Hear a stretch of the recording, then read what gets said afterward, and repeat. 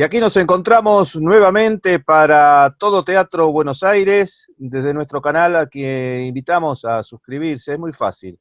Hay que poner en YouTube Organización TV y pueden suscribirse y de paso están acompañando al Teatro Independiente de la República Argentina y al Teatro Independiente Iberoamericano, porque estamos compartiendo en nuestro canal charlas magistrales sobre teatro, sobre cultura latinoamericana, y estamos compartiendo también diferentes entrevistas con directores iberoamericanos. Hoy estamos en la provincia de Buenos Aires. ¿En qué ciudad? En la querida ciudad de Mercedes, a escasos 100 kilómetros de Capital Federal, más conocida como Mercedes pasando Luján. Y nos convoca a Gerardo Caballero, compañero, amigo, actor de nuestra querida ciudad. ¿Cómo estás, Gerardo? ¿Cómo estás, Fabián? Un Muy saludo bien. grande para toda la gente del teatro que sé que te sigue y mucho. Gerardo, nosotros lo conocemos como Piki. ¿Por qué viene el sobrenombre de Piki? Piqui porque mi hermano más grande, Daniel, compañero tuyo de Sí, mi colegio, amigo Daniel. tu amigo Dani, cuando éramos chiquitos, aparentemente Gerardo era un nombre bastante largo para él y lo abrevió, no sé por qué se le ocurrió Piqui, y me empezó a decir Piqui y bueno, ya a partir de ahí no paró más. Y ahí quedó Piki para todo el La ciudad. mundo. Y sí, viste, la ciudad, en el pueblo chico, el sobrenombre es fundamental. La gente ha preguntado Gerardo Caballero y no sabían quién era, y por Piqui sí. Así que bueno, toda la vida Piqui, Fabián. Claro, Ahí nace. lo de los pueblos, decía Dolina, que tienen una agilidad y una imaginación es un hecho cultural también, ¿no? Es un hecho creativo el tema de poner inmediatamente un seudónimo, un sobrenombre, un apodo a cada uno de los vecinos. Es una característica que tenemos los que vivimos en el interior, los muchachos de Así, pueblo y las muchachas de pueblo, ponernos sobrenombre. así es.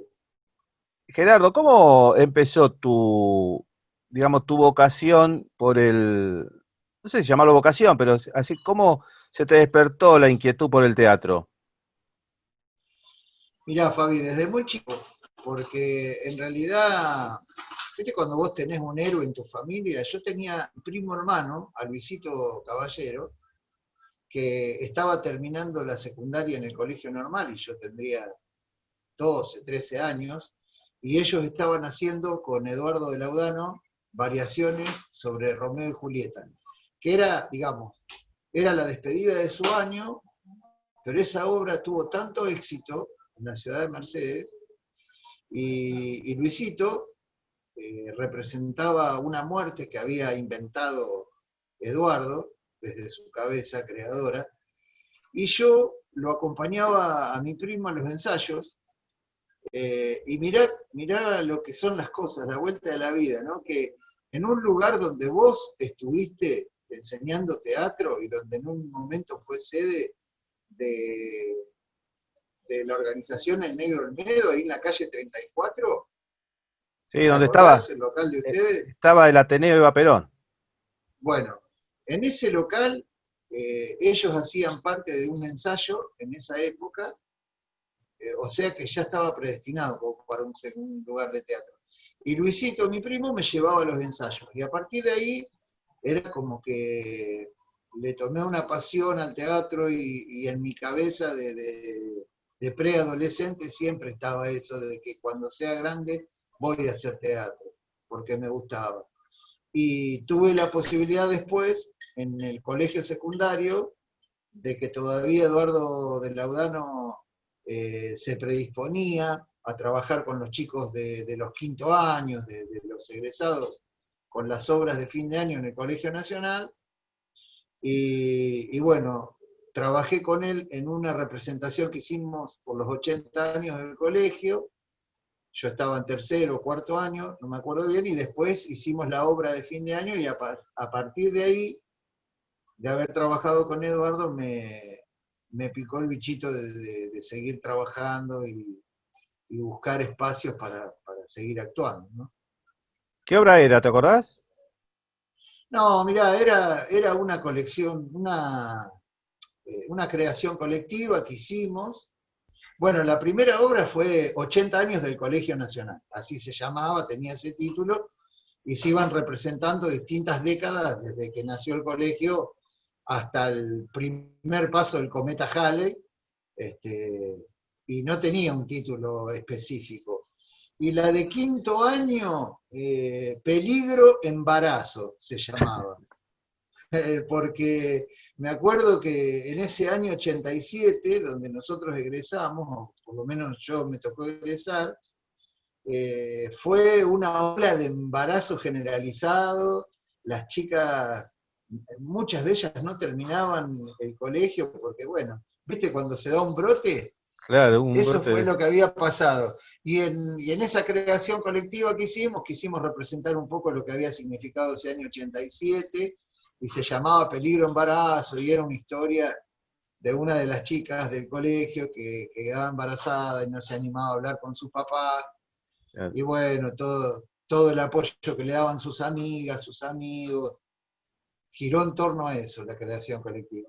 claro, una obra temática. A Eduardo le gustaba mucho Sí, hacer creaciones colectivas. Estamos hablando de Eduardo de Laudano, que fue uno de los directores que empezó allá por la década del 60, 70, cursó algunos años, creo que llegó hasta segundo año en el conservatorio, y luego en el 77 comenzó a dirigir la Comedia Municipal de Teatro Independiente y venía de ser el director artístico del Museo Víctor Míguez, porque en ese claro, tiempo, época de la Intendencia de Giosio, en el 73, 74, la donación del Instituto Míguez era si se convertía en un instituto artístico. Entonces se creó por ordenanza o por decreto, no recuerdo ahora bien, la figura del Instituto Víctor Míguez y fue su primer director, Eduardo de Laudano, ¿no? claro. Este, que hoy creo que vive en Adrogué, Eduardo. Se fue de Mercedes Sí, está por ahí, me Grande. parece, por la zona de Lomas de Zamora, más que por Adrogué, me parece. Vicky, Está bueno, viviendo por allá. ¿y cómo seguiste? Bueno, después de la secundaria, bueno, después vino la etapa de estudio, me toca el servicio militar, que fue un año desperdiciado, para nada, y cuando retomo a la actividad de la ciudad, eh, por el año 94 más o menos, un día, esto fue todo como una cosa casual, ¿no? Porque yo pasaba caminando por el Teatro Thalía, vi gente que estaba reunida, y entre ellos estaba Karina Riccini, estaba Mariano Mandetta, que era muy jovencito, con 15, 16 años, lo veo a Gillo Celeri, y viste cuando tenés el impulso de golpear la puerta y entrar. Bueno, golpeo la puerta, entro, yo ya estaba trabajando para el semanario Protagonista, y digo, de paso, si están haciendo una actividad específica, les voy a hacer una nota para ver qué es lo que están haciendo. Y me dice Gillo Celeri en ese momento, mirá, estamos ensayando Hamlet. Y yo le digo, uy, qué lindo que es el teatro, charla va, charla viene, y me dice, ¿te animás a hacer uno de los papeles? Me falta un papel, que era uno de los amigos, me tocó hacer de Rollins, y me dice, ¿te animás a hacerlo? Sí. Y a partir de ahí me sumé en Thalía a estos ensayos de Hamlet con la dirección de Gillo, y ya me quedé ahí, me quedé instalado, porque después vino un proyecto en el que íbamos a estar juntos, que lamentablemente por las cosas de la vida no estuvimos, no lo pudimos hacer, que fue el tranvía, llamado Mecha, Deseo, sí, creo que tuvimos ensayamos. un par de ensayos. ¿Te echaron a vos? No. Me echaron a la mierda, sí. ¿Te echaron? ¿En serio me decís? Sí, Pero recién me estoy enterando. por rebelde me echaron. No, no, pero mirá que Gillo te admiraba mucho, ¿eh? Sí, pero me negaba a usar una camisa de mujer. No me quería poner esa Ah, camisa. no lo contaste eso. No me No, nunca. parecía correcto para el personaje. Teníamos visiones Claro. diferentes del personaje, pero bueno, Sí, sí, ya por pasó. supuesto, Entonces, por no, me supuesto. negué y, bueno, y entre otras diferencias que teníamos, Bueno, déjalo de pero lado no, eso. no pasa nada. Y bueno, Entonces me vino, echaron. bueno, pero mira, el tranvía, el papel que ibas a hacer vos, me tocó hacerlo a mí, y finalmente no se usó esa camisa de mujer, porque yo nunca usé una camisa de mujer, era una camisa así de floreada que tenía yo en mi casa, tipo heladero, y Me se usó acuerdo, me esa acuerdo. camisa finalmente. Me acuerdo, yo vi Hamlet y vi el tranvía. El tranvía. Bueno, ahí seguí en Talía, después vino la dirección de Roberto Altieri, que hicimos Arsénico y Encaje Antiguo, También la vi. y lo último que hice en Talía fue con Gillo, de nuevo, una versión tipo comedia musical de Gigi. Lo hicimos, lo hicimos con escenario circular, con la gente, con el público arriba del escenario y nosotros trabajando abajo. Fue una linda experiencia porque fue comedia musical, nos tuvimos que preparar, cantar. Y, y después me tocó, Fabián, la etapa de la política, de pasar a ser parte del gobierno de Carlos Selva durante 12 años. Entonces, creo que ese tiempo de funcionario me aletargó mucho con el tema del teatro, que me sigue apasionando, me fascina, me encanta. Pero también tuve la posibilidad en esa etapa de estudiar los sábados eh, con un director de apellido Sarangelo, que enseñaba dirección de teatro en Ramos Mejía, y durante 2 años hice dirección de teatro con este chico, que nunca después que terminé los cursos y demás, nunca me animé a dirigir nada.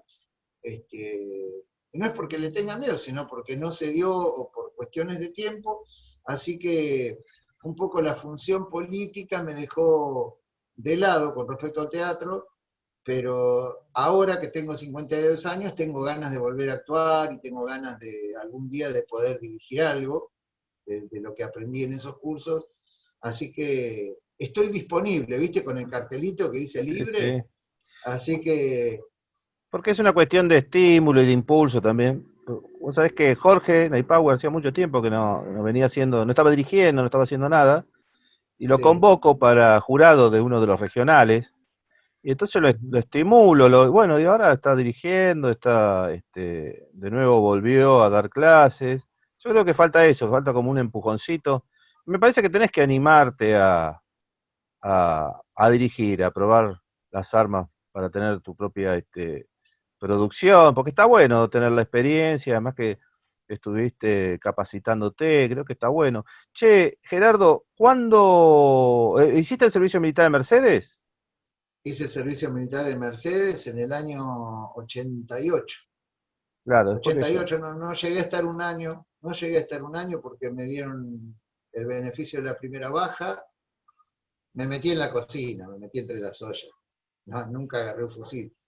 Yo lo Me, hice hasta el me- 87, claro. 14 meses, 64 días preso estuve. Todo malo, lo mío es una cosa. Muy rebelde. Acá en Mercedes lo hiciste vos. Lo hice en Mercedes y me negué darle la mano a Ría de New, un 1 de enero. Sí, Así sí. que me la comí en el calabozo unos cuantos días. Che, Gerardo, vos notaste que en el servicio militar hay una disciplina, esa disciplina militar, yo la llamo, digo, levantarse temprano al pedo, pero levantarse temprano al fin. Y el Sí. teatro tiene también otra disciplina, porque inclusive hasta me animaría a decir que es más disciplinado que el ejército. Pero tiene otra característica. ¿Vos notaste eso también? Sí, tiene características, pero a mí el teatro me hizo vivir más de noche que levantarme temprano. Porque yo me acuerdo en la etapa que hicimos Arsénico con Roberto Altieri, íbamos a las 9 de la noche a ensayar. Bueno, pasábamos todas las escenas, repasábamos, ponele hasta las 11, 11:30, porque había actrices que se iban temprano y que querían dormir, y nosotros a partir de ahí terminaba la etapa de actuación o de ensayo, y era con Roberto armar escenografía, tomar mate, fumar, y estar hasta las 5 o 6 de la mañana toda la noche ahí en el teatro. Pero en cuanto a la disciplina, en cuanto a la organización, me quedo con la disciplina del teatro, porque te permite organizarte de una manera, primero para estudiar un texto, con él, o para preparar una escena, o para, no sé, te predispone durante el tiempo que vos estás preparando una obra, y seguramente que te ha pasado, que te seguirá pasando. Es como que uno se mete en ese papel, se encasilla eso, y a partir de ahí tiene una disciplina todos los días que capaz que no la tenés nunca en todo el año. Y que es la de estudiar, es la de prepararte, la de estar todos los días. A mí por lo menos me ha pasado que en las escenas por ahí más difíciles que me ha tocado, capaz que me encerraba en el baño frente al espejo y me miraba yo solo para sacarme mis propios defectos y tratar de mejorarlo, la expresión de la cara, ¿no? Y eso son cosas que no haces en todo el año. Lo haces cuando te toca trabajar en una obra o hacer un papel y te compenetras en eso, y tenés una super disciplina en cuanto a eso. Es verdad, me acuerdo porque vos me decís que te encerrás en el baño, que a mí me ha pasado de estar practicando, entrenando la letra y poder decirla en cualquier momento. Y me ha tocado que mis hijas por ahí están con las amigas y yo por ahí voy, tengo un texto en la cabeza y lo tiro, ¿viste? Y mi hija mira y dice, no, Sí, mi papá, mi papá es actor. Es una cosa que dice, mi papá está loco, y dice, mi papá es actor. sí, sí, sí. Este, de, esto, vos tuviste la posibilidad y tenés la posibilidad de estar trabajando en los medios de comunicación. Recién nombraste al semanario Protagonista, también estás con Sí. Carlos Soto en Mercedes Ya, Y ahora y estamos asociados con Mercedes ya. estás asociado a Mercedes Ya. Sí. ¿Qué estás haciendo? No, hacemos bueno, aparte de dirigirlo al medio, de llevarlo adelante, volví a escribir, volví a darle una impronta desde el punto de vista periodístico, que hacía también, era algo que no hacía, y en realidad cuando yo me preparé y estudié periodismo. Y ahora en esta etapa de mi vida me agarra con esta posibilidad de manejarlo, el medio, de ser socio del medio, pero además escribir y hacer periodismo. Eso es lo que estoy haciendo. Gerardo, ¿y cómo podés, vos llegaste a hacer críticas de obras de teatro? Sí, llegué, lo hacía en el semanario Protagonista, lo hacía. ¿Y Sí, sí, cómo te veías en ese rol? me encantaba. Me encantaba porque, bueno, ya tenía experiencia de haber actuado, tenía experiencia, bueno, gracias a la organización El Negro Olmedo, tuve la posibilidad un año ¿te acordás que fuimos de jurado a un certamen regional a San Andrés de Giles? Sí. Fuimos con Marisa, contigo, y eso fue una linda experiencia también de poder juzgar desde el punto de vista de actor obras de teatro que tenía que elegirse una ganadora para el provincial, y eso me vino bárbaro. Y me vino bien después para hacer las críticas que hacía, qué sé yo. Me ha tocado cubrir para el semanario Protagonista la parte de cultura, la mayoría de las cosas las hacía yo en esa época, en la década del 90, y cuando vi una obra de teatro iba y hacía la crítica. Eh, me tocó hacer críticas, por ejemplo, donde vos estuviste de protagonista, El beso de la mujer araña, Qué linda obra es. Esperando Godot, que me encantó muchísimo. El beso de la mujer araña tuvo una puesta en escena acá en Mercedes que no la había visto con nada, ni con nadie. Este, yo creo que para mí fue una de las primeras obras en la ciudad de Mercedes que tenía el primer efecto minimalista que se empezó a observar después, a lo largo de los años, porque ya después de la década del 90, creo que del 2000 para adelante los directores de teatro empezaron a trabajar ya más con lo minimalista, con lo más sencillo, para que la gente tenga una apertura mental a la hora de ver una obra mucho más amplia, porque a veces una escenografía te muestra todo, ¿viste?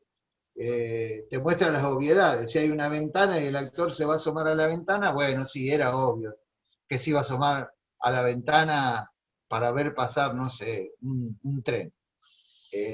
Y graficaba con la acción lo que uno ya se tenía que imaginar que iba a pasar.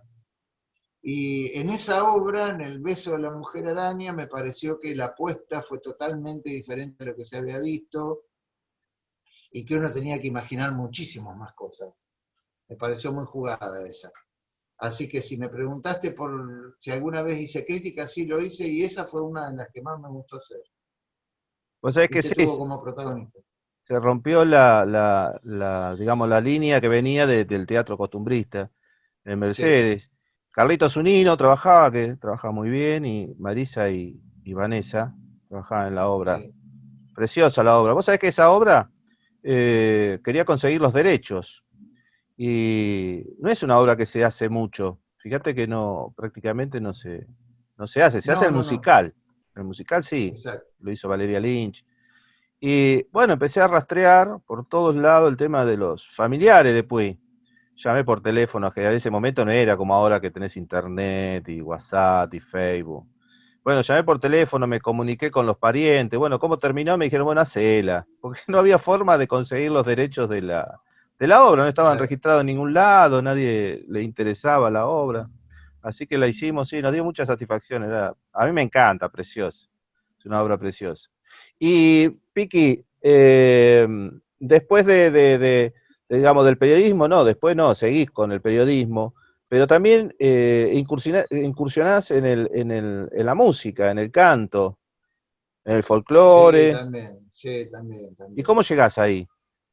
También, mirá, eh, empecé a cantar en realidad, no, no tanto folclore, empecé a cantar en una banda de cuarteto, música cuartetera, porque también me pasó que un grupo musical que yo tenía amigos en comunes, sabía que estaban trabajando en eso, en la música tropical, y a veces cuando tocaban en algún lugar en la ciudad, yo iba, los acompañaba, y nada, pasaba un lindo rato con ellos. Y Con quién empezaste? ¿A quién? estaba, mira, estaba Ricardo Craig, estaba Pochi Calderón, que eran conocidos y amigos, estaba cantando en ese momento en la banda Cachito Barrera, y tienen un inconveniente con el cantante que se va a último momento y tenían que cumplir con una obligación, sí o sí tenían que viajar a una bailanta grande, que era un lugar enorme que se llamaba El Quincho de José Cepaz. Y yo digo, ¿dónde será ese quincho? ¿Qué será? Y bueno, y Ricardo me dice, ¿no nos salvás un poco? Dice, ¿te animás a hacer el repertorio que hace Cacho? Dice, para poder cumplir con la universidad. Así que en una semana me empecé a aprender las letras. Si hay algo bueno que tengo, que es eso, me memorizo muy rápido. Eh, y me aprendí los temas, ¿viste? Eran temas del Conejito Alejandro, que sonaban en esa época, década del 90, ¿viste? Sebastián, toda esa onda era la mayoría, y algunos otros que los fui aprendiendo con ellos, y lo reemplacé, salió la actuación, y me gustó, me quedé ya ahí con ellos, estuve como 7, 8 años con el Un grupo montón. Tributo Show, un montón, y después que pasó la etapa de la bailanta y todo ese auge de los 90 también que tuvo como protagonista la música, ya a medida que empecé a ser un poco más viejo, me empezó a gustar más el folclore y también hicimos algunas cosas de folclore, ando un disco dando vuelta por ahí de un grupo que hicimos llamado La Senda, incursionamos también en la música y es algo que me gusta hacerlo de vez en cuando también, me gusta. Si mañana tengo la posibilidad de cantar, lo hago y me encanta. Todo lo que es la parte culturosa que pueda hacer una persona, mientras lo puedas hacer dignamente, yo lo hago. Este, así que me Che, gusta. Gerardo, yo sé que en Marantz venden discografía mercedina, pero ¿en qué otro lugar? ¿En Magadán también se venden los discos mercedinos? Mira, los discos de Mercedes se venden, si por lo menos en esta última etapa, si el artista lo lleva a la disquería y le propone un porcentaje de venta al dueño y se lo acepta, lo venden, y si no, no hay gran cantidad de material discográfico de artistas locales.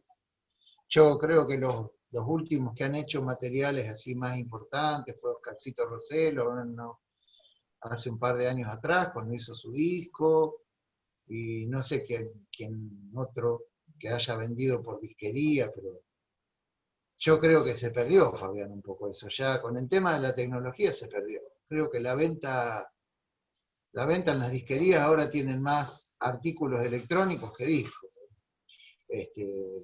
Y fíjate que es muy raro hoy que uno tenga la tentación de ir a comprar un CD para escuchar a un artista, porque hoy lo escuchás en una plataforma.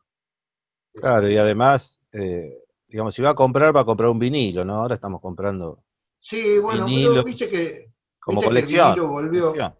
No, pero volvió el vinilo y hay algunos artistas que están grabando ahora en Eh, vinilo. Es carísimo, muy es caro, caro. es carísimo, pero bueno, volvió. A José le dije, compré un par de vinilos, le digo, pero vos querés pagar el alquiler con los discos. Gerardo, ¿cómo fue lo tuyo con la gestión cultural? Estar primero en el tercer sector y después pasar a la parte del sector oficial y el sector de la gestión. Hay un profesor mío de producción, Moreno, que decía que uno tiene que estar en el medio, entre las tensiones, entre el artista que cree que vos lo querés embromar y el secretario de Hacienda y el intendente que cree que vos lo querés fundir. Entonces tiene que ir soportando las tensiones de esos dos sectores, ¿no? Porque por más que uno sea el director de cultura y sea de la planta ejecutiva, tiene que ir a pelear los números con otros que están más arriba que uno, ¿no? Sí, Este, lógico. ¿Cómo pudiste equilibrar? Mirá, en primer lugar que yo empecé la gestión haciendo un poco lo mío, porque los primeros 4 años fueron prensa, porque yo, digamos, me acuerdo que tengo contacto con Carlos Selva a partir de que yo estaba trabajando en el diario La Hora, lo acompañé a un par de actos que él hizo, le gustaba cómo hacía la crítica yo de la presencia, de su presencia, y me contó un proyecto de ciudad que en ese momento me gustó, no tenía ningún tipo de afiliación política ni nada por el estilo, eh, y me propone trabajar primero en el área de prensa, cambiar un poco lo que era la diagramación que tenía el municipio en cuanto a la prensa, en cuanto a poder, digamos, modernizar la planta municipal, ya con la era de las computadoras en estado avanzado, porque estamos hablando del 2004, ya con una internet que prácticamente accedía la mayoría de la gente a través de la computadora y demás, así que mis primeros 4 años fueron prensa. Pero después, cuando se da la posibilidad de que pudiera trabajar en el área de cultura, lo elegí porque, como vos, estamos haciendo un repaso por ahí un poco de lo que uno ha hecho, conocía el palo de los actores, de los directores, de lo que cuesta estar, por ejemplo, montar una obra. Bueno, conocía mucha gente de la música también por haber incursionado en la música y de todos los géneros, cumbia, rock, folclore. Bueno, y por eso me gustó mucho más pasar al área de cultura. Y cuando tuve la posibilidad de estar 2 años digamos, dirigiendo el área de cultura, bueno, ahí pude hacer lo que yo quería, que era poder trabajar en conjunto con la parte independiente, con la parte, digamos, privada de la gente que hacía cultura. A mí no me parecía y nunca estuve de acuerdo con compañeros que estuvieron en la función de que lo municipal era exclusivo de lo municipal y la gente que hacía cultura de manera privada tenía que arreglársela sola. Y yo lo que intenté hacer en esos 2 años fue unir la parte privada con la parte estatal. que me parecía lo más lógico, poder trabajar con chicos que venían del sector privado desde todos los ámbitos, no solo del teatro, de la pintura, la escultura, la fotografía y demás. Y lo viví por lo menos con satisfacción de que en 2 años que me tocó estar de director de cultura pudimos hacer cosas en conjunto con un montón de gente que, no te voy a mentir, se sentía relegada dentro de la misma gestión donde yo trabajaba. Y el hecho de haber estado involucrado en el área y haber conocido por ahí las inquietudes de la gente, que tenía a cargo por ahí a otro director de la gestión, cuando me tocó estar a mí, bueno, tuve la posibilidad de poder llevar adelante mis ideas y mi proyecto.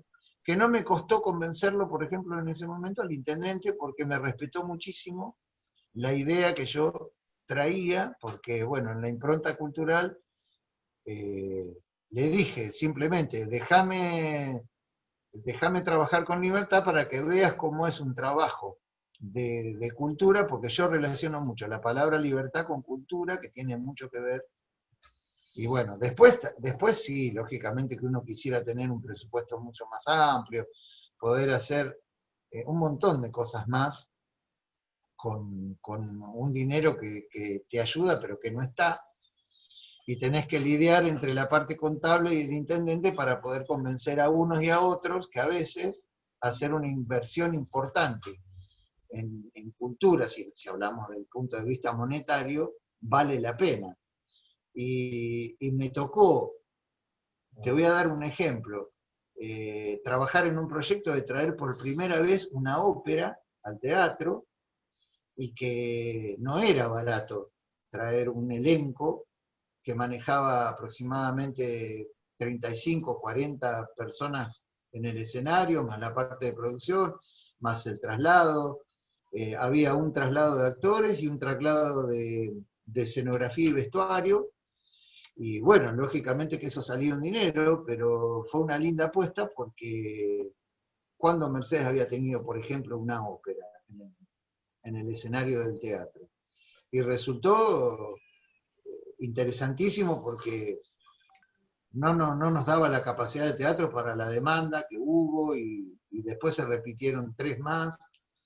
Y ese fue un ejemplo de otros tantos, de que cuando uno invierte la plata en cultura, le permite a la gente y al público llevarse un conocimiento que quizás no se pensaba que se lo iba a llevar. E invertir en conocimiento no es malgastar la plata, pero a veces cuesta mucho convencer de que traer, por ejemplo, un espectáculo de este tipo valía la pena sumarle dinero a ese elenco de ese momento. Vicky, el otro día presenté un proyecto a un observatorio cultural que está funcionando bajo la tutela de la Universidad de Junín para jerarquizar las áreas de cultura, o sea, donde hay direcciones, subirlas a secretaría, porque si no pasa lo que vos estás hablando, nosotros tenemos que salir a convencer a los secretarios de Hacienda, a los intendentes. En cambio, si fuese Secretaría de Cultura, yo creo que Mercedes merece una Secretaría de Cultura, porque Mercedes es una ciudad de 1752, sus características y su desarrollo intelectual, educativo, cultural, y cuando hablo hablamos de cultura, estamos hablando ahora principalmente de las bellas artes, ¿no? Tiene un nivel importante a nivel nacional, inclusive a nivel internacional, con muchos de nuestros artistas que ya han dejado la ciudad para ir creciendo en otros ámbitos. Entonces, sería importante que ya se pensara, inclusive le he estado hablando con algunos intendentes, de que sea Secretaría de Cultura. Y en aquellos lugares donde es un área de menor a dirección, coordinación o jefatura, bueno, elevarlo una categoría más, ¿no? Ya creo que si realmente nos interesa la cultura, bueno, hay que darle el valor al área que le corresponde. Por eso nosotros decimos, donde hay dirección debe haber una Secretaría de Cultura. Bueno, es algo que se está debatiendo, o por lo menos lo hemos este, impuesto ahí para la discusión. Porque no es lo mismo tener que salir a convencer a un secretario de Hacienda que hay que poner tanto y determinado presupuesto, o a un jefe de gabinete, o un secretario de privado, o el que tenga el área de cultura a su cargo, sino que directamente está sentado discutiendo el presupuesto, ¿no? Está sentado en la mesa de la discusión del desarrollo del presupuesto para la ciudad. Bueno, pero no me des tu opinión ahora, Gerardo, lo vamos a hacer, ya termina esta primera parte del Zoom, volvemos a entrar con la misma dirección y, Bueno, y me decís ahí qué es lo que te parece. ¿Te parece? dale, ¿Te parece? sí, ¿Te cómo no, parece? dale. Bueno, Gerardo, estábamos hablando de la jerarquización del área de cultura. ¿Qué te parece? No, yo opino exactamente lo mismo que vos. Me parece que yo creo que es tiempo a la hora de cuando se pone a debatir un presupuesto municipal, en primer lugar pensar en una Secretaría de Cultura para hacerla más autónoma y no tener que estar peleando a veces por tantas cosas. eh, y no solamente para invertir, por ejemplo, en un espectáculo, organizar un evento y demás, sino a veces también prestar atención a cosas que se te escapan de las manos, como pasó acá en Mercedes. Acá en Mercedes hay un caso testigo que fue el derrumbe del Teatro Argentino. Y eso pasó, Fabián, y vos lo sabés, lo sabrás mejor que yo, porque estuvimos en el mismo ámbito, en el mismo lugar de trabajo, y eso pasó por una falta de inversión. Indudablemente, al que le tocó en primer lugar poder observar que el lugar se estaba viniendo abajo, no hubo ningún tipo de inversión, porque no daban los presupuestos, o por lo que vos quieras llamarle, y es un aspecto que uno tiene que tener en cuenta constantemente. Y inversiones, bueno, vos sos autor de un proyecto también que tiene que ver con lo que pasó en Tucumán, con la muerte de Sergio Denis, que le podía haber pasado a cualquier otro. Eso también fue una falta de inversión, una falta de previsibilidad, nos pasa a nosotros en Mercedes, y yo creo que una Secretaría de Cultura con más autonomía y más plata, por lo menos también puede pensar en un presupuesto desdoblado, no solamente como para traer un espectáculo, sino también para hacer una inversión edilicia en este caso. Que me parece que a veces a los directores que les toca actuar en consecuencia, no es que no lo quieran hacer, no es por falta de voluntad, sino porque no tienen los medios necesarios o tienen que ir a una pelea, como vos decís, con un contador, que muchas veces lógicamente puede llegar a priorizar el arreglo de un bache a tener que enmendar un techo que después corre ese riesgo de que se caiga. Y esas son las cosas que hay que mejorar y cambiar. Con la creación de las secretarías de cultura, donde un área pueda llegar a tener mucho más independencia, como la que tiene, si estamos poniendo el caso de Mercedes actualmente en este momento, se podrían solucionar muchas más cosas. Gerardo, vos sabés que me hiciste acordar lo de Sergio Denis. A nosotros nos pasó un caso en Lobos. Uno de los actores de la lección de anatomía, llegamos muy justo sobre el horario de la función, veníamos de Sí, gira y entonces no pudimos probar el escenario, nos cambiamos y salimos a actuar. Y nosotros dábamos un giro, una especie de máquina trotando, y el actor de la punta se cayó en el foso, claro. Teníamos 20 años en esa época. Se levantó, salió, subió la escalera y siguió actuando, no le pasó nada, ¿no? Pero una persona de mayor de 40, 50 años hubiese sido diferente el golpe en el foso. Ahora, ¿qué hizo la municipalidad? Llenó el foso de tierra y le puso cemento asfáltico. claro. Un Un teatro, bache. un teatro precioso que tiene una acústica impresionante con dos o tres bandejas. Bueno, después fue un templo evangélico y no sé si ahora lo habrán recuperado y si habrán recuperado el foso. Por eso que si vos tenés una Secretaría de Cultura, podés tener decisiones sobre eso, ¿no? Nadie va a venir, alguien de obras públicas y te va a tirar tierra en el foso y te va a poner asfalto arriba. Viste, vos ya tenés un peso como autoridad, ¿no? Y sí, Eh, porque el presupuesto es otro, además. claro, Es hay otro. muchas, hay muchas cosas por hacer también. como el reconocimiento de la actividad nuestra como un trabajo, cosa que es importantísima, porque si no queda como una cuestión de hobby, porque uno tiene que empezar a desarrollar otras actividades para poder sostener el hecho teatral. Vos imaginate que eh, yo también comencé con Eduardo, en el Teatro Talía, todos lugares donde el financiamiento era del bolsillo nuestro, y siempre fue así. Sí, Hoy seguimos también con el financiamiento de nuestro bolsillo, tenemos que desarrollar otro tipo de actividades para hacer eh, nuestro trabajo. O sea, tenemos doble trabajo, hacer un trabajo para desarrollar el trabajo para el cual estás preparado. Y sí, hoy con la pandemia hay gente que tiene hasta 3 trabajos, porque el que tiene una sala está haciendo empanadas, está haciendo pastelitos para poder pagar el alquiler de la sala, además de tener que tener su trabajo para poder mantener a su familia y, como decimos siempre, de comprar la zapatilla a los pibes, y a las pibas en mi caso, y además ensayar las obras, perfeccionarte, capacitarte. Y muchos de nosotros, como vos decías, bueno, viajabas a estudiar dirección, yo me formé en el conservatorio, me formé en las producciones de Buenos Aires, trabajando con los grandes directores, y eso es toda una inversión que luego no viene de vuelta, porque al no ser considerado trabajo, al no tener vos una calidad de trabajador, y sobre todo al ser o tomar la decisión de vivir en tu propio pueblo, en tu propia ciudad, generalmente se toma trabajador aquel que funciona en el mercado, o sea, al famoso, aquel que está en televisión, el que viene con un espectáculo y se lleva 100.000, 200.000 pesos de entrada, donde la estructura municipal le pone todos los servicios, limpieza, luz, teatro, boletería. Yo no digo que la gente o el pueblo no tenga que tener la experiencia de las grandes figuras. No, todo lo contrario, son todos compañeros que trabajan en el teatro comercial y está muy bien que así sea.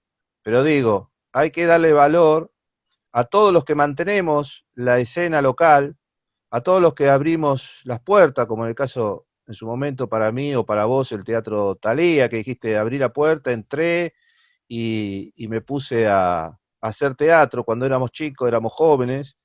Decía Lito Cruz, cuando uno ve luz, las ratas huyen, se van. Desaparece la droga, desaparece el alcoholismo, desaparece la violencia, porque los jóvenes tienen algo para hacer. Entonces es importante esto de pensar en un presupuesto propio para la actividad cultural, pero que sean considerados nuestros artistas trabajadores y que todo lo que hacen tiene un valor. No piense que no somos una gran ONG que te tiene que trabajar gratis para, y por sobre todas las cosas, para el Estado, ¿no? Empezar a funcionar con esa cabeza. Son trabajadores y deben percibir por su trabajo un haber. Y eso lo tiene que defender un secretario de Cultura. En primer lugar, nosotros. Y en segundo lugar, un secretario de Cultura. Esa sí, es una opinión. y además mirarlo, Fabián, con la visión de que ya ahora cualquier organización teatral, cualquier espacio independiente, se fue transformando en la preparación de cada uno de los actores y directores que tienen, porque ya ahora no te alcanza con quedarte solamente con que te dan un papel y haces la obra de teatro y el hobby, sino que cada uno de ellos también se preparó para ser formador pedagógico, porque estos espacios se transformaron en formadores de chicos, chicos que van a estudiar teatro, chicos que el teatro los saca de lugares que por ahí eran impensados para ellos, en una problemática que no te puede resolver un asistente social en la escuela, te lo resuelve el teatro. El actor ya es además formador y más allá después de que pueda poner una puesta en escena y se transforme en director, la gran mayoría de las organizaciones son formadores pedagógicos de los chicos y hay que empezar a verlo también por ese lado, que el Estado tiene que invertir también en los grupos que se dedican a ser formadores. Hay una parte de los chicos que están en la escuela y otra parte que está en el tiempo libre, y muchísimos de ellos eligen el tiempo libre para formarse en el teatro.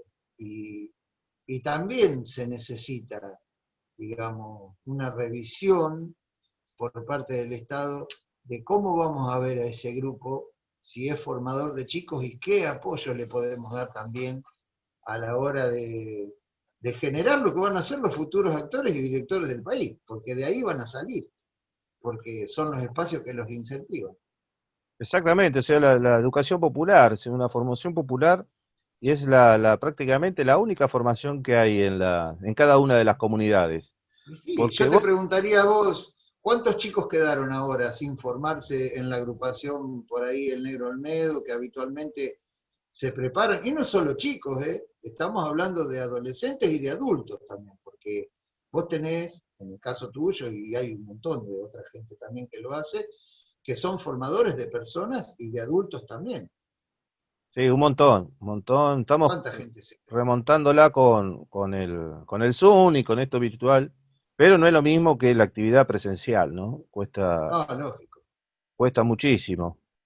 Pero Eh, si uno pudiera tener el apoyo estatal de decir, eh, y digo, no hablo de la haraganería de recibir una plata de arriba donde uno se queda tranquilo, porque tengo otra, no, una, una, un apoyo estatal que le permita a esa organización poder continuar un trabajo pedagógico, para que el chico sí, no se quede a mitad de camino, si estamos hablando de un chico, ¿no? sí, sí. Y también otra cosa que me parece, mira, ahora mandamos, a mí, viste, la gestión me gusta mucho, pero quizás como a vos, hemos llegado de casualidad a la gestión. Nunca hemos Sí. buscado, porque además me acuerdo de una película de Federico Lupi, donde, bueno, trabajaba para un político, entonces el político si trabajaba para él, le había prometido un puesto. Y bueno, llega a una reunión, gana el político, llega a la reunión de amigos todo con la cabeza agacha, dice, ¿qué te pasó? Le dice, ¿no te dieron el puesto? Sí, me lo dieron. ¿Y no estás contento? No, me dieron la Secretaría de Cultura.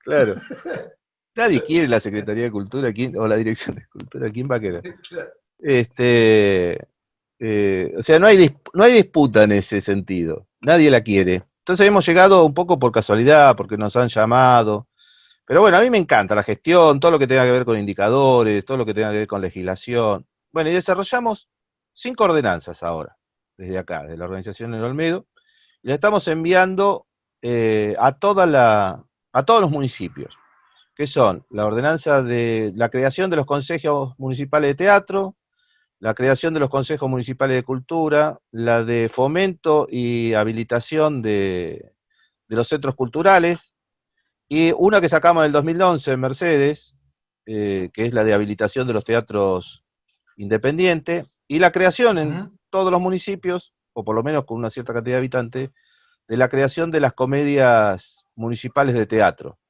Que lo tengan por ordenanza. ¿Por qué? Porque los hombres pasan, vos imagínate que nosotros estamos hablando todo esto, si vos creas un consejo municipal de teatro independiente, vos tenés todos los grupos reunidos discutiendo sobre políticas teatrales. Y lográs la ordenanza, entonces todo queda regido por una norma. Entonces, intendente quien está tiene que hacer cumplir la norma. Porque los hombres Claro. pasan, pero las leyes quedan.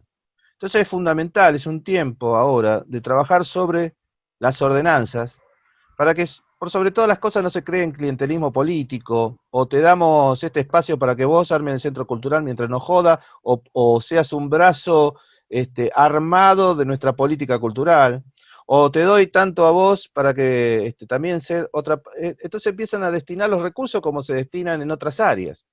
Y se transforma un clientelismo cultural que sería totalmente democrático, plural y verdaderamente colectivo, el hecho de que se regiera por normativas como en este caso las ordenanzas, o las leyes provinciales, o la Ley Nacional de Teatro, para que empecemos a encontrarlo desde una norma. Entonces ya no tendríamos que decir, vamos a hablar con, no estamos hablando del intendente de turno, estamos hablando de todos los intendentes. No, de todo se entiende. Eh, en vez de ir, vamos a ver si nos da para que nos ayude para hacer la vereda, que se nos llueve el techo. Escuchaba esto el otro día un compañero de Trenquelao. Y a ver si nos da una chapa, y si nos da. Es que es lo mismo que muchacho del barrio, la mujer del barrio que va a pedir 200, 500, 600 ladrillos. Nosotros no tenemos que pasar por eso. Tiene que haber normativa donde decir, bueno, acá podemos concursar por por estas contribuciones que el Estado invierte, pero no en la actividad intelectual y volátil o intangible, sino en cosas concretas, porque si vos le das, por ejemplo, cuando le otorgamos contribución al Teatro Talía que estamos hablando, el Teatro Talía salió a comprar el aire acondicionado, material, puso en la puerta de emergencia, hizo el baño, compró las luces, salen a reactivar el mercado interno, salen a invertir dinero de los recursos en el mercado interno. Y representan muchas veces, dentro del PBI, tomás a César Lala, que está ofreciendo sus pinturas, sus cuadros, de forma Sí. independiente. César Lala, cuando vende un cuadro, no es que se lo va a gastar en irse a Ibiza, sale a comprar más tela, más pintura, más marcos. Entonces hay que pensar a veces cuando nosotros, que no es una cuestión de plata, sino una cuestión de organización, es una cuestión de orden. Quizás los recursos sean los mismos, pero están bien ordenados. ¿Cómo lo ves, Piqui? Bueno, no es una pregunta, estamos Y charlando. no, sí, sí, pero veo también que hay un gran mal, no solo en la provincia, sino también en el país, que cuando yo tenía acceso, en mi época de director de cultura, tenía acceso a los proyectos de Lito Cruz, y se había hecho un gran avance, un gran avance, un gran avance en cuanto eh, poder darle una mano al teatro independiente, jerarquizarlo. Llegó a ser más importante por ahí la presencia de ellos que el teatro comercial. Y el gran mal que digo yo que tiene este país, también la provincia, es que todo lo que se hace bien, cuando viene alguien nuevo, quiere imponer otra cosa y todo lo que se había hecho bien se tiró para atrás. Y no existe más y entonces ahora tenés que volver de nuevo a repensar estas ordenanzas que vos decís, a que esté regularizada una norma a la cual el intendente se tenga que ajustar y cumplir, como cualquier otra. Y lamentablemente nos pasa esto, que cuando estamos dando 10 pasos para adelante, de golpe viene otro político y dice, no, esto está todo mal, vamos a retroceder y retrocedimos, lamentablemente en la gestión anterior del gobierno de Cambiemos se retrocedió muchísimo en materia de avances de leyes para que iban a beneficiar a la cultura, sobre todo al teatro también, espacios como el Consejo Provincial de Teatro Independiente de la provincia de Buenos Aires, que no avanzó absolutamente nada, quedó totalmente paralizado y bueno, lamentablemente cuando un régimen político no decide invertir en la cultura, todo lo que se venía avanzando en años anteriores se retrocede muchísimo. Y eso, ahí es donde quiero llegar a lo que vos decías, ¿no? Que logremos las normas y que pase quien pase las tenga que cumplir. Me parece que ese es el gran paso que nos hace falta para que cuando se vaya, no sé, un intendente X y venga un intendente Z, no modifique lo que se venía cumpliendo y que tenga que darle bolilla a las normas establecidas, ¿no? Para poder tener un poco más de jerarquía y que se puedan sostener las cosas como tienen que ser. Y otra cosa, no sé a vos qué te parece, pero muchas veces el Estado sale a competir con la actividad, vos lo dijiste recién, ya escuché la opinión, digo, la pregunta viene por lo que decías, ¿no? De que vos incorporaste al sector independiente. Digo, el Estado muchas veces compite contra la actividad independiente. A mí me ha pasado de directores de cultura que estaban esperando que yo pusiera un espectáculo para traerme un espectáculo impresionante de Buenos Aires ese día para que no Una vaya nadie locura, a nuestro teatro. una ¿Cómo locura. ves? Que quieren, o sea, además que el Estado va a perder siempre, porque nosotros podemos hacer teatro con nada, en la vereda de nuestra casa, adentro de nuestra casa.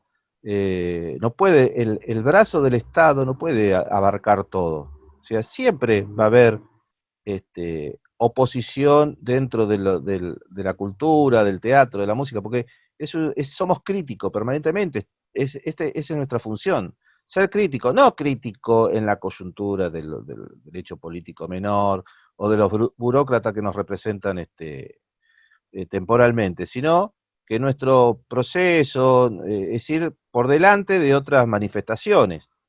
Entonces, el Estado al salir a competir con nosotros siempre va a perder, sin embargo lo hacen. ¿Qué reflexión te lleva eso?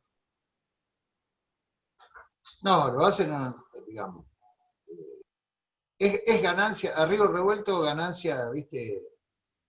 Ganancia del pescador, pero en este caso es el pescador privado que viene de afuera y se lleva toda la torta.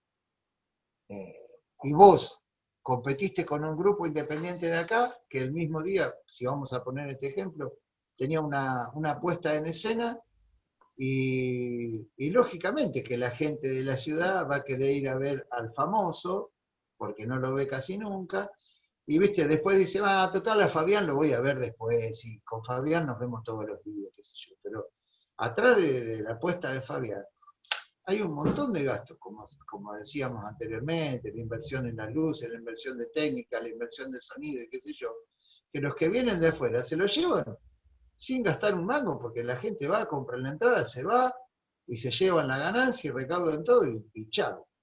Eh, entonces, yo decía, ¿no? Siempre vuelvo a lo mismo de lo anterior.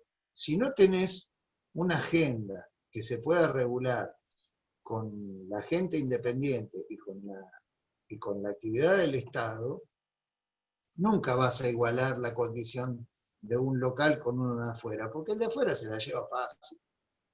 Y, y bueno, pero esas son, digamos, políticas que uno tiene que establecer claramente a la hora de asumir una gestión.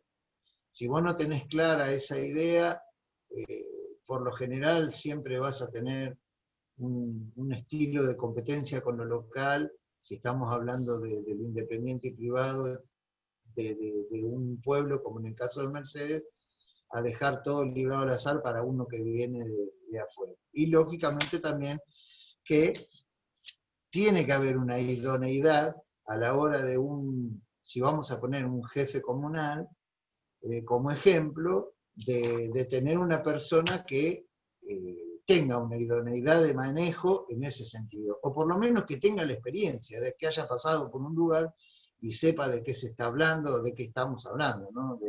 Del sacrificio que puede hacer un independiente para sostener su espacio, a lo fácil que se le lleva a uno que viene de afuera. Me parece que es sentido común a veces también. Gerardo, bueno, hablamos pasado por todos lados, ¿eh? Hemos hablado desde que arrancamos fuera del aire. Sí, bueno, vamos a ver, vamos a ver dónde nos lleva el asunto. Pero está buenísimo que nos escuchemos, está bueno que nos conozcamos, que escuchemos, que veamos cómo estamos pensando, que siempre es para construcción, para mejorar, Sí. para Igual, crecer. igual yo te quiero agregar a favor de esta gestión cultural actual que tenemos en la ciudad, que tendrá a lo mejor un montón de cosas también por rever y mejorar y demás, pero quiero destacar también que ha hecho una muy buena inversión para lo local. Digamos, le ha dado muchísima posibilidad.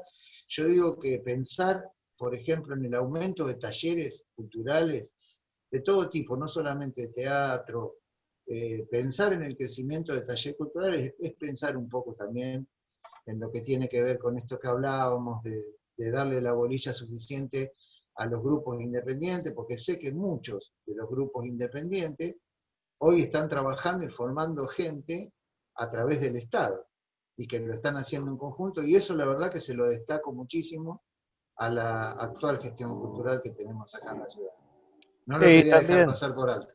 no. Pero también uno a veces habla de las revoluciones.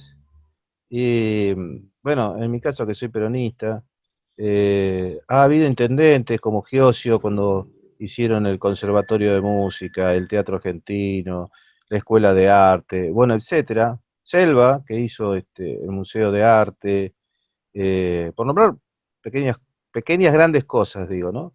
Y los chicos ahora con el Centro Cultural La Trocha, yo creo que esas son de las cosas que estamos hablando, de las cosas que perduran. O sea, lo que han hecho Lógico. con, digamos, todo lo demás, lo de Selva y Giesio ya se habló un montón, pero creo que hay que rescatar este, el Centro Cultural La Trocha, todo ese predio, eh, que es importante esa recuperación, porque esas son las cosas que van a quedar.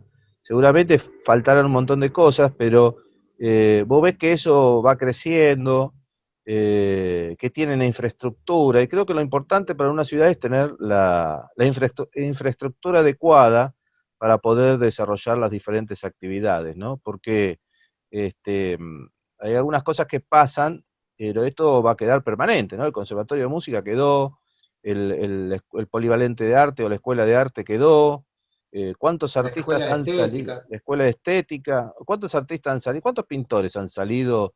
Y maestros y profesores de plástica han salido de la escuela y del conservatorio. Este, no, la verdad que en eso, cada uno, o bueno, el Museo de Arte, cada uno ha cumplido una cuota que es importante destacarla. Siempre hay que destacar lo bueno.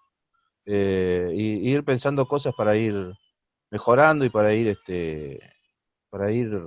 pudiendo utilizar esas herramientas que tenemos como la infraestructura para poder meterle contenido, ¿no? Eso es lo fundamental. Bueno, Piqui, ¿nos quedó algo por hablar? No, creo que no, nos quedó, nos faltó la parte deportiva, pero eso lo dejamos para otro día. No, yo Lo hablamos. me acuerdo que te quería preguntar, porque hablamos mucho con Jorge Córdoba y otros compañeros, Sebastián Berenguer, que es el director de Tosco, de la obra Tosco del Sí, Centro Cultural de Cooperación, y Jorge Córdoba fue el que escribió la ley para el Instituto Cultural de la provincia, para que se conformara en 2003 el Instituto Cultural de la provincia, desde San Fernando. Y hablamos mucho de fútbol y teatro. Yo le contaba que daba clases en las cárceles, pero basándome en el fútbol. O sea, daba clases de teatro, dirigía las obras, pero lo dirigía con la característica que puede tener un director de fútbol, ¿no?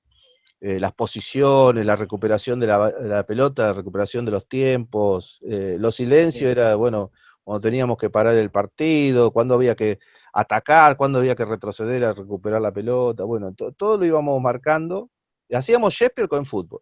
¿Cómo pudiste articular el fútbol con el teatro si vos ves una cosa así media que se tocan? No, con lo popular que tiene cada una de las cosas.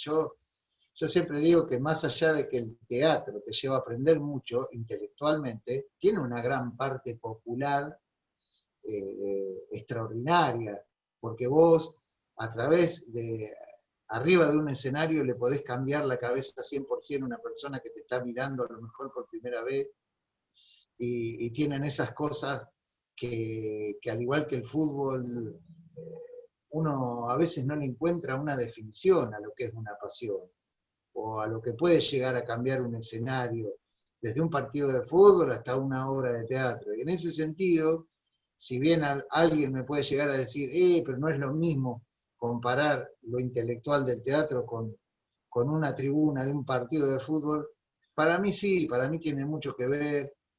Fíjate que vos lo podés aplicar en el aprendizaje por ahí de una persona.